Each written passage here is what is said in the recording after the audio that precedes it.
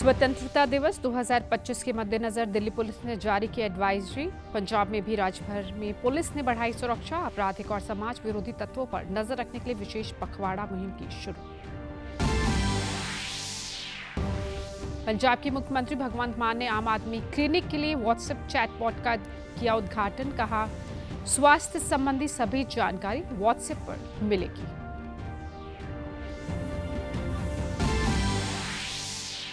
और पंचकुला के ताऊ देवीलाल स्टेडियम में हुआ खेल महाकुंभ का शुभारंभ। मुख्यमंत्री ने कहा, खिलाड़ियों के सपनों को नई उड़ान देगा यह खेलों का महाकुंभ। नमस्कार, चंडीगढ़ से आपका स्वागत है। मैं हूं राजेंद्र कौर। अब समाचार विस्तार से। स्वतंत्रता दिवस 2025 के मद्देनजर दिल्ली पुलिस ने एडवाइजरी जारी की है। नवनियुक्त आयुक्त SBK सिंह ने 2 अगस्त से 16 अगस्त 2025 तक drone, paraglider, hand glider, paramotor, hot air balloon, quadcopter और अन्य सब कन्वेंशनल एरियल प्लेटफॉर्म्स के उड़ान पर पूरी तरह से प्रतिबंध लगाने का आदेश जारी किया है। SBK सिंह ने स्वतंत्रता दिवस से पहले राष्ट्रीय राजधानी में सुरक्षा व्यवस्था का जायजा लेने के लिए 2 दिन पहले वरिष्ठ अधिकारियों के साथ बैठकें की थी। पुलिस आयुक्त की ओर से जारी आदेश भारतीय नागरिक सुरक्षा संहिता 2023 की धारा 163 के तहत जारी किया गया और इसका उल्लंघन करने पर भारतीय न्याय संहिता 2023 की धारा 223 के तहत कड़ी कार्रवाई की जाएगी। खुफिया इनपुट्स में आशंका जताई गई कि देश विरोधी तत्व ड्रोन और अन्य उड़ानों वाले उपकरणों का इस्तेमाल कर सकते हैं। और इधर पंजाब के मुख्यमंत्री भगवंत सिंह मान के निर्देशों के मुताबिक आगामी स्वतंत्रता दिवस 2025 के शांतिपूर्ण कार्यक्रमों को सुनिश्चित बनाने के लिए पंजाब पुलिस ने राज्य भर में सुरक्षा बढ़ा दी और आपराधिक और समाज विरोधी तत्वों पर नजर रखने के लिए विशेष पखवाड़ा मुहिम शुरू की है। पंजाब के DGP गौरव यादव के निर्देशों के मुताबिक सभी CPs, SSPs को अपने अपने जिलों में सुरक्षा उपायों में विस्तार करने, गश्त बढ़ाने और रात के अभियान को और तेज करने के निर्देश दिए गए हैं। इस बारे में जानकारी देते हुए विशेष DGP अर्पित शुक्ला ने बताया कि इन 2 सप्ताह में पुलिस के उक्त अधिकारियों को नियमित तौर पर अलग अलग कार्रवाइयां दी करेंगे, जिसमें आतंकवाद, गैंगस्टर विरोधी कार्रवाइयां, जेलों की जांच, रणनीतिक स्थानों पर नाके लगाना, तलाशी अभियान आदि शामिल हैं। उन्होंने कहा कि CPs, SSPs को संदिग्ध गतिविधियों और व्यक्तियों पर नजदीकी नजर रखने और किसी की तरफ से भी सुरक्षा उल्लंघन की स्थिति में तुरंत कार्रवाई करने के निर्देश भी दिए गए हैं। विशेष DGP ने CPs, SSPs को सार्वजनिक स्थानों पर पुलिस की मौजूदगी बढ़ाने और अपने अपने अधिकार क्षेत्रों में महत्वपूर्ण क्षेत्रों में निगरानी और गश्त तेज करने के भी निर्देश जारी किए हैं। पंजाब के मुख्यमंत्री भगवंत मान ने आज चंडीगढ़ स्थित टैगोर थिएटर में आम आदमी क्लिनिकों के साथ व्हाट्सएप के एकीकरण का शुभारंभ किया। इस पहल से पंजाब के लोग अब घर बैठे अपने मोबाइल फोन पर व्हाट्सएप के जरिए इलाज से जुड़ी जरूरी सेवाएं हासिल कर सकेंगे। इस अवसर पर संबोधित करते हुए मुख्यमंत्री ने कहा कि पिछली सरकारों ने स्वास्थ्य तंत्र पर ध्यान नहीं दिया, लेकिन इस सरकार ने मोहल्ला क्लिनिक बनाए और लोगों के मन में बीमारी की पहचान से जुड़े डर को खत्म करने का काम किया। उन्होंने कहा कि बीमारी की पहचान के साथ ही मुफ्त इलाज होगा। अब स्वास्थ्य से जुड़ी सारी जानकारी मरीज को उसके व्हाट्सएप पर मिलेगी। यह एक ऐतिहासिक पहल है।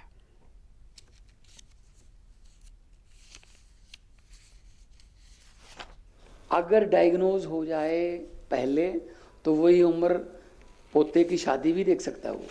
और सरकारों ने तो ध्यान दिया ही नहीं, हेल्थ केयर उनके मैनिफेस्टो में नहीं था। मेरे पास आंकड़े पड़े हैं सारे। अब सब कुछ व्हाट्सएप पे आपको मिल जाएगा, पर्ची भी नहीं रखनी पड़ेगी।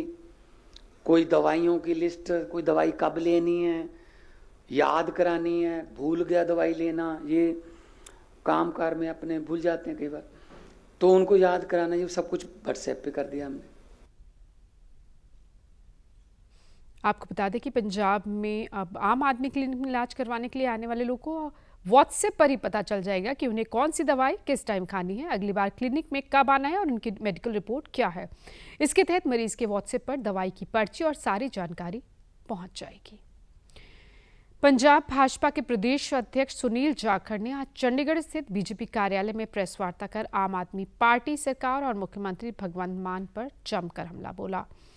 उन्होंने आरोप लगाया कि पंजाब सरकार विपक्षी नेताओं को डराने के लिए गैंगस्टर जैसी राजनीति कर रही है और जो भी नेता BJP में शामिल हो रहा है उन्हें निशाना बनाया जा रहा है। जाखड़ ने कहा कि वरिष्ठ नेता और रियल एस्टेट कारोबारी रणजीत सिंह गिल ने रात में बीजेपी ज्वाइन की और सुबह होती उनके घर विजिलेंस की रेड पड़ गई। उन्होंने दावा किया कि अब पंजाब में यह संदेश जा रहा है कि जो भी बीजेपी ज्वाइन करेगा उसके यहाँ छापा पड़ेगा। इसे उन्होंने लोकतंत्र की हत्या बताया। सरकार जिहड़ी है गैंगस्टर्स नूं खत्म करने की बजाय सरकार अपने आप एक गैंग के तौर पर, एक गैंगस्टर के तौर पर काम कर रही है। इस गल का जवाब भगवंत मान जी दे देण ते अज जिहड़े कहंदे है भी प्रधान ते वर्किंग प्रधान ते किवें हक 'च बोली जांदे है, उन्हां दी भी मैं गल करूँगा, पर मैनूं इस गल का जवाब दे देण भी तुसीं आ जिहड़ा की काम फड़िया है, तुसीं लोकां नूं डरा के is it not against democracy. किसी बंदे ने फैसला कर लिया मैं बीजेपी ज्वाइन करनी है, ਉਹਦੀ political is a political personality ਹੈ। ਉਹ ਪਹਿਲਾਂ ਅਕਾਲੀ ਦਲ 'ਚ ਸੀਗਾ, ਉੱਥੇ ਨਹੀਂ ਉਹਨਾਂ ਨੂੰ ਲੱਗਿਆ ਵੀ ਆਪਸ 'ਚ ਲੜੀ ਜਾਂਦੇ ਹੈ ਤੇ ਅਸੀਂ ਕਿਸੇ ਹੋਰ ਪਾਸੇ ਜਾ ਵੜੀਏ। पंजाब के मुख्यमंत्री भगवंत मान ने कल पंजाब के गुरुद्वारा श्री कतलगढ़ साहब में माथा टेका और प्रदेश में शांति, प्रगति और खुशहाली के लिए अरदास की। मुख्यमंत्री ने यह भी अरदास की कि पंजाब में शांति और भाईचारे की भावना दिन प्रतिदिन मजबूत हो और प्रदेश हर क्षेत्र में देश का नेतृत्व करे। भगवंत मान ने कहा कि वे पंजाब के लोगों की सेवा करने और अभूतपूर्व विकास और प्रगति के नए युग की शुरुआत करने का अवसर मिलने पर खुद को भाग्यशाली मानते हैं। उन्होंने कहा कि उनकी सरकार लोगों की सेवा के लिए महान सिख गुरुओं की शिक्षाओं पर चली और प्रदेश के विकास की गति को और तेज करने के लिए वचनबद्ध है। मुख्यमंत्री ने कहा कि राज्य सरकार को महान सिख गुरुओं की शिक्षाओं से जिम्मेदारी और सेवा की भावना मिलती है। उन्होंने उम्मीद जताई कि वाहिगुरु के आशीर्वाद से पंजाब हर क्षेत्र में देश में अग्रणी राज्य बनकर उभरेगा। भगवंत सिंह मान ने अपनी यात्रा को विशेष बताते हुए कहा कि यह पवित्र स्थान है जहां श्री गुरु गोबिंद सिंह जी के साहिबजादों ने शहादत दी थी।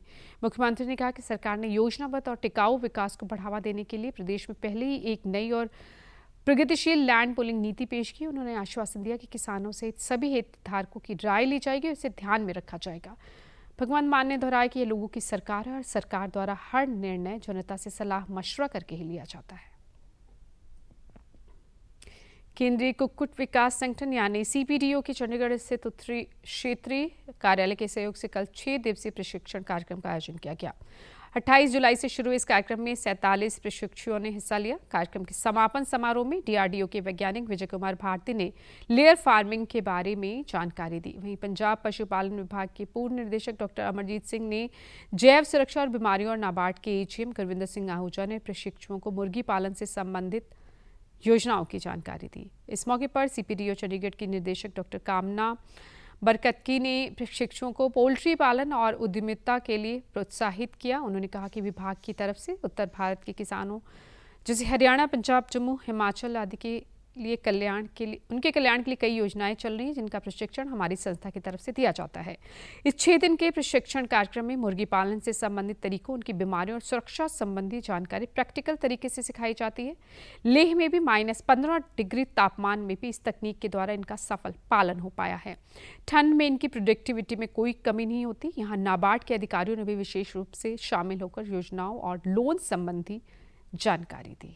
उत्तरी भारत की जो स्टेट्स है जैसे उत्तराखंड, उत्तर प्रदेश, हिमाचल प्रदेश, जम्मू एंड कश्मीर, हरियाणा, पंजाब फार्मर्स को हेल्प कर रहे हैं। हम यहाँ पे 6 दिन का ट्रेनिंग देते हैं और 6 दिन के ट्रेनिंग में इनको सभी सिखाया जाता है जैसे कुक्कुट कैसे पालन करनी चाहिए या उनके बीमारियों के बारे में, जो बायोसिक्योरिटी हमें मेंटेन करनी चाहिए। जैसे बर्ड फ्लू हो जाते हैं तो पूरी फार्म ख़त्म हो जाता है, तो उसके बारे में हम इनको थोड़ा सा ज्ञान देते हैं और 6 दिन में उनको प्रैक्टिकल भी दिखाया जाता है जैसे फार्म में हम कैसे मुर्गी पालन कर रहे हैं। और हमारे जो यहाँ पे मुर्गियाँ हैं ना वो ज़्यादातर LIT बर्ड्स है, लो इनपुट टेक्नोलॉजी। हरियाणा के मुख्यमंत्री नायब सिंह सैनी ने कहा है कि कर्मचारी राज्य की प्रशासनिक व्यवस्था की रीढ़ है और प्रदेश के विकास में उनकी भूमिका महत्वपूर्ण है। वे कल पंचकुला में आयोजित नवनियुक्त ग्रुप D कर्मचारियों के परिचय कार्यक्रम को बतौर मुख्य अतिथि संबोधित कर रहे थे। इस दौरान उन्होंने कहा कि कर्मचारियों का कार्यक्षेत्र जो भी हो, भावना सिर्फ जनहित ही होनी चाहिए। मुख्यमंत्री ने कर्मचारियों से आह्वान किया कि सभी एक टीम की तरह मिलकर एक सशक्त, समावेशी और आत्मनिर्भर हरियाणा का निर्माण करें। उन्होंने कहा कि प्रदेश आज विकास और नवाचार की नई ऊंचाइयों को छू रहा है। यह सफलता मेहनती और ईमानदार अधिकारियों और कर्मचारियों की भी है जो दिन रात अपने कर्तव्यों का पालन करते हैं। मुख्यमंत्री ने पिछली सरकारों का जिक्र करते हुए कहा कि पहले नौकरियों की बोलियां लगती थी, लेकिन हमारी सरकार ने इस सिस्टम के खिलाफ कड़ा रुख अपनाया और केवल मेरिट के आधार पर नौकरियां दी। आज बिना पर्ची बिना खर्चे के गरीब परिवारों के बच्चे भी सरकारी नौकरी में आ रहे हैं और हर गाँव में नौकरियां मिल रही हैं। राज्य सरकार ने भ्रष्टाचार के खिलाफ जीरो टॉलरेंस की पॉलिसी अपनाई है। यह नीति केवल कागजों पर नहीं बल्कि जमीन पर हकीकत में भी दिखती है। उन्होंने कहा कि सरकार ने अपने तीसरे कार्यकाल में 30,000 सरकारी नौकरियां दी हैं। ग्रुप सी और डी के पदों पर भर्ती के लिए साक्षात्कार खत्म कर लिखित परीक्षा का प्रावधान किया है। यानी राष्ट्र का सेवक, राष्ट्र के प्रति सेवा मेरा दायित्व है। हमें इसी भावना से, इसी सेवा भावना से आगे बढ़ना है, उसको अपनाना है। एक आम नागरिक की मुस्कान आपके कार्य का सबसे बड़ा पुरस्कार होता है। इसके पीछे की भी बड़ी ताकत है। परिवार के बच्चे नौकरी लगे, कल्पना से परे की बात है।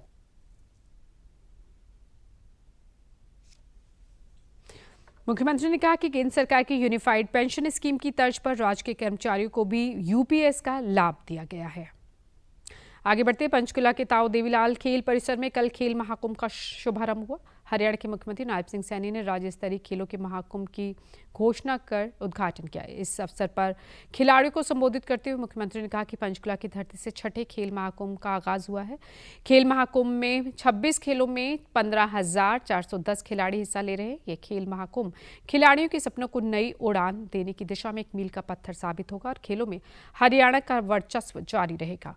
प्रदेश में खेलों के प्रति जुनून है। खेल महाकुंभ की शुरुआत स्वर्ण जयंती साल से हुई थी। अब तक 5 खेल महाकुंभों का सफलतापूर्वक आयोजन हो चुका है। खेल सिर्फ प्रतिस्पर्धा का माध्यम नहीं होता बल्कि ये अनुशासन, समर्पण और आत्मविश्वास की सबसे बड़ी पाठशाला है। आयोजन नहीं बल्कि हरियाणा के युवाओं के सपनों की उड़ान देने का ये मंच है। यह उस भावना का प्रतीक है जो खेलों में हरियाणा को नंबर 1 बनाती है। इस विजन का लक्ष्य है हरियाणा को न केवल भारत की बल्कि विश्व की खेल राजधानी बनाया जाए। इससे पहले खेल मंत्री गौरव गौतम ने कहा कि खेल महाकुंभ में खिलाड़ी अपनी प्रतिभा की डुबकी लगाने वाले हैं। उन्होंने कहा कि खेलो इंडिया में 8,000 खिलाड़ी हिस्सा लेते हैं, लेकिन प्रदेश में खेलों के प्रति युवाओं की आस्था ही है कि यहाँ 15,000 से ज़्यादा युवा इसमें हिस्सा ले रहे हैं। उन्होंने बताया कि पहले चरण में 4 अगस्त तक कई खेल आयोजित होंगे। दूसरे चरण के खेल अगस्त के अंतिम सप्ताह में होंगे। उन्होंने कहा कि प्रदेश में 4 जगहों पर 26 खेलों का आयोजन किया जाएगा। खेल महाकुंभ में दोनों चरणों में 2,102 पदकों से खिलाड़ियों को नवाजा जाएगा। और इधर चंडीगढ़ में मेरा युवा भारत GMSSS खुडा अली शेर की NSS इकाई, Karuna eco companions foundation, global youth federation और जय मधुसूदन जय श्री कृष्ण फाउंडेशन के संयुक्त सहयोग से स्वच्छता एवं पर्यावरण जागरूकता अभियान का आयोजन किया गया। इस अभियान में NSS एवं माई भारत स्वयंसेवकों ने उत्साहपूर्वक हिस्सा लिया, जिनका नेतृत्व विद्यालय के कार्यक्रम अधिकारी खुशवंत सिंह ने किया। स्वयंसेवकों ने वन क्षेत्र की झाड़ियों, रास्तों और सीमाओं की सफाई करते हुए एकल उपयोग प्लास्टिक कचरे को अलग अलग थैलों में एकत्रित किया। कार्यक्रम के मुख्य अतिथि डॉक्टर नेमी चंद, राज्य समन्वयक अधिकारी NSS शिक्षा विभाग, चंडीगढ़ प्रशासन ने युवाओं की सराहना की। विशेष अतिथि विनय कुमार, जिला युवा अधिकारी, ने कहा कि जब युवा समाज हित में काम करते हैं तो जागरूकता और ऊर्जा का संचार होता है। यह अभियान एक प्रेरणा स्रोत बनकर उभरा है। अभियान के दौरान प्रतिभागियों को एकल उपयोग प्लास्टिक के दुष्प्रभावों, स्वच्छता के महत्व और पौधारोपण की आवश्यकता पर जानकारी दी गई। सभी सहभागियों ने भविष्य में ऐसे और कार्यक्रम आयोजित करने का संकल्प लिया। कार्यक्रम का समापन एक पेड़ मां के नाम कार्यक्रम के तहत वृक्षारोपण एवं सहभागियों के प्रति सम्मानपूर्वक धन्यवाद ज्ञापन के साथ हुआ। इस बुलेटिन में फिलहाल इतना ही। इजाजत दीजिए। नमस्कार।